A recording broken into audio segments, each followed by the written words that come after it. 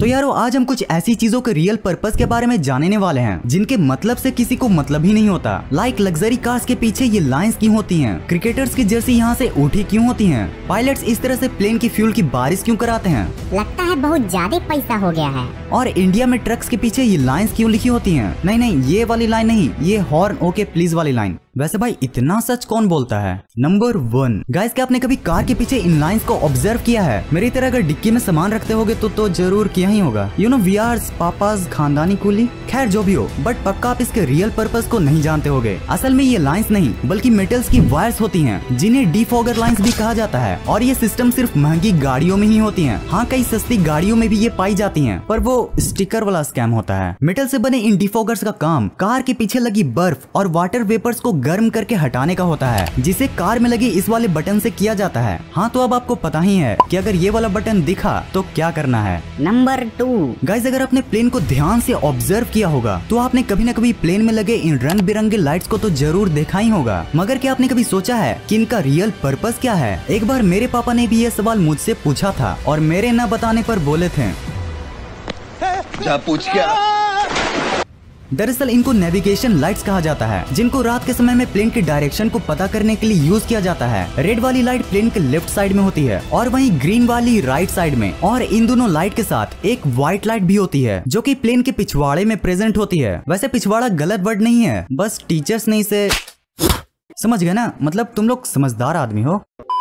अब रात में इन्हीं लाइट्स को देखकर दूसरे प्लेन्स और हेलीकॉप्टर्स को पता चलता है कि बगल वाली प्लेन का डायरेक्शन लेफ्ट साइड है, राइट साइड है या फिर सीधा उसी एयरक्राफ्ट की तरफ है। नंबर 3 गाइस, अब अगर प्लेन्स की बात कर ही रहे हैं तो क्यों ना पायलट्स की इन चिकनेपंती सेब की भी बात कर ही लें। क्यों भाई, कोई पायलट दाढ़ी क्यों नहीं रखता। तो जैसा कि हम जानते हैं कि जब प्लेन 14,000 फीट की ऊंचाई से ऊपर जाती है तो हमें प्लेन के अंदर ऑक्सीजन मास्क को लगाने की जरूरत पड़ती है और उसी ऑक्सीजन मास्क को पहनने में पायलट्स को कोई दिक्कत का सामना न करना पड़े, इसीलिए वो बने रहते हैं। हाँ, बहुत से एयरलाइंस में पायलट्स को मूंछ और छोटी छोटी दाढ़ी रखने की इजाजत होती है, बट भैया आप पायलट बनकर KGF वाले यश का मजा नहीं ले पाओगे।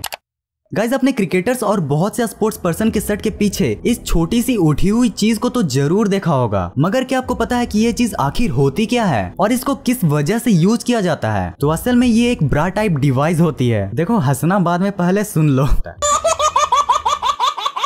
हाँ, तो ये ब्रा जैसी दिखने वाली डिवाइस में GPS लगा होता है, जो पहले तो कोई खिलाड़ी कितना चलता है बस ये बताता था, बट अब के समय में इसमें इतने ज्यादा अपग्रेड्स हो चुके हैं कि अब सिर्फ इसी से प्लेयर कितनी बार एक्सेलरेट करता है, कितनी बार डी एक्सेलरेट करता है, उसकी स्पीड कितनी है, उसका हार्ट बीट रेट क्या है, इन जैसे बहुत से पर्पजेस के लिए यूज किया जाता है। कैसे तो यारो इसको शर्ट के नीचे पहनते हैं, वरना यारो क्रिकेट तो कॉमेडी शो बन जाता। नंबर 5 गाइज, अब मैं आपको जो क्रिकेट का एक फैक्ट बताने वाला हूँ ना, वो सच में बहुत ही ज्यादा इंटरेस्टिंग है। तो देखो, ये तो हमें पता ही है कि क्रिकेट में 3 स्टंप्स होते हैं, पर 3 ही क्यों, 2 या फिर 4 क्यों नहीं। तो यारो आपको जानकर ये शौक लगेगा कि पहले के क्रिकेट में 3 की जगह 2 स्टंप्स हुआ करते थे, जिनके बीच 6 इंच की दूरी हुआ करती थी और पहले दौड़कर रन लेने के लिए इन्हीं 6 इंच के अंदर बैट को डालना पड़ता था और अगर बॉल इन विकेट्स के अंदर से गुजरती थी तो आउट। मगर इसका एक बहुत ही बड़ा डिसएडवांटेज था और वो ये था कि कभी कभार बॉल इसके बीच से इतनी तेजी से गुजरती थी कि पता ही नहीं चलता था कि बैट्समैन आउट है या फिर नॉट आउट। और इसी प्रॉब्लम के सॉल्यूशन के रूप में 2 की जगह 3 स्टंप्स को इंट्रोड्यूस किया गया। वैसे तो हम जो क्रिकेट खेलते हैं उसमें तो आज भी 2 ही स्टंप्स यूज होते हैं, तीसरे स्टंप से अच्छा बॉल न खरीद लेंगे। नंबर 6 अगर आप स्काई स्क्रैपर्स वाले बिल्डिंग के फैन होंगे और अगर आपको इन बिल्डिंग्स के सीक्रेट को जानना बहुत पसंद है तो ये वाला फैक्ट सिर्फ आप ही के लिए है कि आप जानते हो कि ये ऊंची ऊंची इमारतों में ये खाली फ्लोर्स को क्यों दिया जाता है। यारो फ्लोर को खाली रखने में उन्हीं का तो नुकसान होता है, पर गाइस फायदा भी तो तब होगा ना जब वो बिल्डिंग कॉन्ट्रैक्ट से बच पाएंगे। दरअसल इन स्काई स्क्रैपर्स को बनाने से पहले एक बिल्डिंग कॉन्ट्रैक्ट को बनाया जाता है जिसमें स्काई स्क्रैपर्स की नंबर ऑफ फ्लोर्स की लिमिट को बता दी जाती है। अब इसी नंबर ऑफ फ्लोर की लिमिट से बचकर अपने स्काई स्क्रैपर्स को और ऊंचा दिखाने के लिए उनके मालिक इन फ्लोर्स को खाली छोड़ देते हैं। और दूसरा रीजन ये भी है कि ये खाली फ्लोर्स बिल्डिंग में लगी आग को भी फैलने से रोकते हैं। नंबर 7 अच्छा, आप जस्ट इमेजिन करो कि आप और आपका फ्रेंड बहुत संघर्ष करके एक पायलट बन गए। अब जब कैबिन में आप दोनों के लिए खाना आता है तब आप ऑब्जर्व करते हो कि आपके साथ तो भेदभाव हो रहा है। जहाँ आपके फ्रेंड को खाने के लिए पनीर टिक्का मिला वहीं आपको सड़ा हुआ दलिया।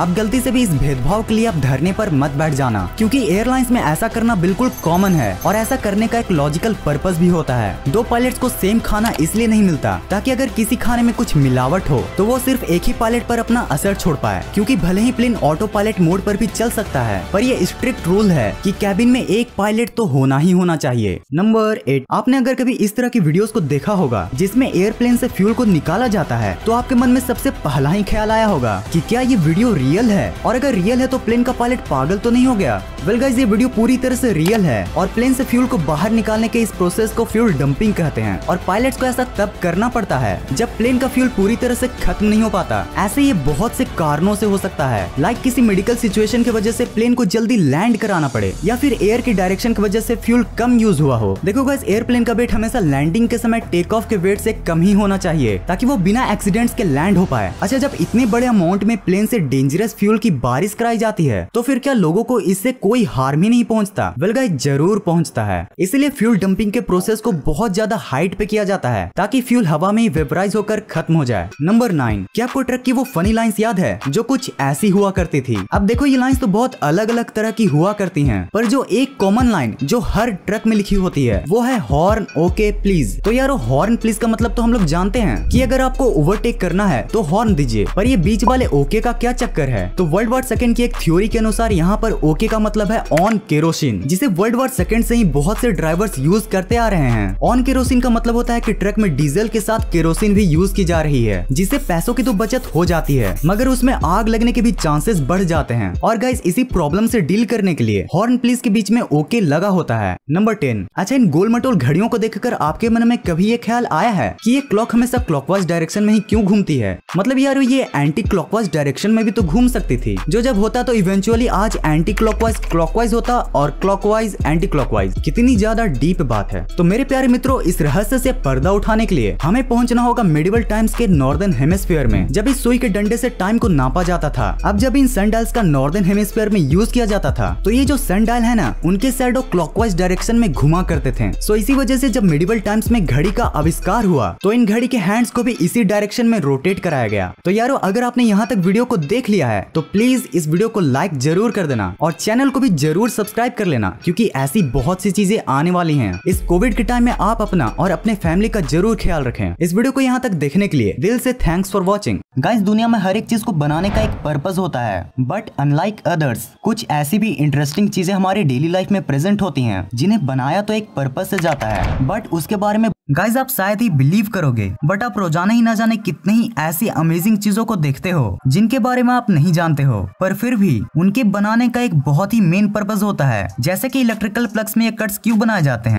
गाइस, आज मैं आपको कुछ ऐसी चीजें दिखाने वाला हूँ जिनको देखकर आपका मूड पूरा रिफ्रेश हो जाएगा, क्योंकि आज की इस वीडियो में हम 90s और 2000s की यादों के साथ उनके रिलेटेड कुछ ऐसे